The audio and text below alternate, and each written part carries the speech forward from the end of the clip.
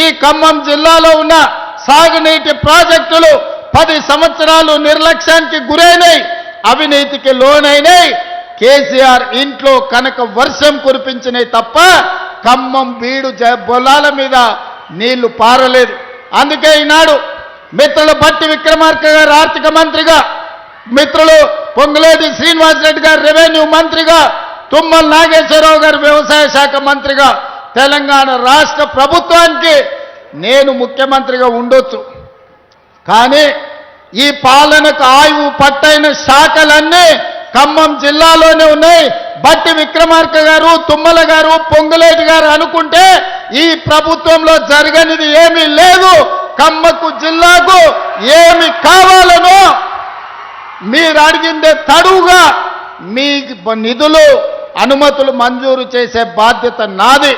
అందుకే మిత్రులారా, వాస్తవంగా తొందరగా రావాలి, మీతో మాటలు పంచుకోవాలనుకున్నా, కానీ హెలికాప్టర్ సమస్య అందుకే ఆలస్యమైంది.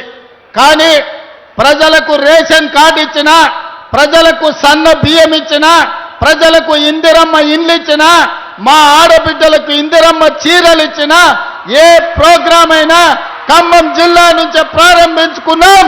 ఖమ్మం జిల్లా మంత్రులే నాయకత్వం వహిస్తున్నారు. ఈరోజు వ్యవసాయానికి, ఈరోజు ఇందిరమ్మ ఇండ్లకు, ఇందిరమ్మ చీరలకు నిధులు, రేషన్ కార్డులు, సన్న బియ్యం అన్ని కార్యక్రమాలను కూడా ఈ ప్రాంతం నుంచే ప్రారంభించుకున్నాం. భద్రాద్రి రాముల వారి సాక్షిగా ఖమ్మం జిల్లాను అన్ని జిల్లాలతో పాటు అభివృద్ధి పదం వైపు నడిపించే బాధ్యత నాది, నా మంత్రివర్గ సహచరులది. మీరందరూ ఏ విధంగా అయితే అండగా ఉండి ఆశీర్వదించిండ్రో, 2 సంవత్సరాల క్రితం మీరు ఆశీర్వదించి ఓటేస్తే ఆ ఓటే ఆయుధంగా మారి ప్రజా పాలనను అందించి ఈరోజు ప్రజలకు మంచి పరిపాలనను అందించడం. మంచి ప్రభుత్వం ఉంటే ప్రజలకు ఏమొస్తాయి? ప్రజలకు ఉచిత కరెంట్ వస్తుంది, ప్రజలకు రేషన్ కార్డులు వస్తాయి. మరి ప్రభుత్వం ఉన్నా సర్పంచులు మంచోళ్ళు ఉండాలి. మంచోడు సర్పంచ్ లేకపోతే, మంత్రులతో కలిసి పనిచేసేటోడు మీ ఊర్లో లేకపోతే, ఆపుకో ఫుల్లుకో మందుకో ఓటేస్తే గ్రామాలు దెబ్బతింటాయి. అందుకే ఈడికొచ్చిన మిత్రులకు రాజకీయ కక్షలు మానండి, 10 సంవత్సరాలు అండగా నిలబడండి. తెలంగాణ రాష్ట్రాన్ని దేశంలోనే నెంబర్ 1 స్థానంలో నిలబెడదాం.